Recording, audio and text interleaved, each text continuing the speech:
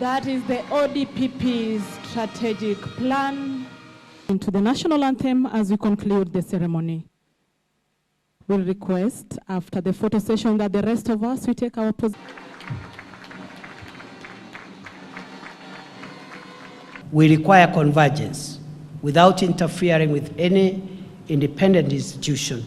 We must find ways of the entire government facilitating, each arm facilitating the other to realize its vision. Parliament playing its role, the executive playing its role, the judiciary helping us by not also dragging government programs, and that discussion is ongoing and is making a lot of progress so that instead of, for example, of a case that is a public interest matter involving huge government programs and investments of public funds being delayed for 10, 20 years, we are asking the judiciary that we do not require a favorable judgment.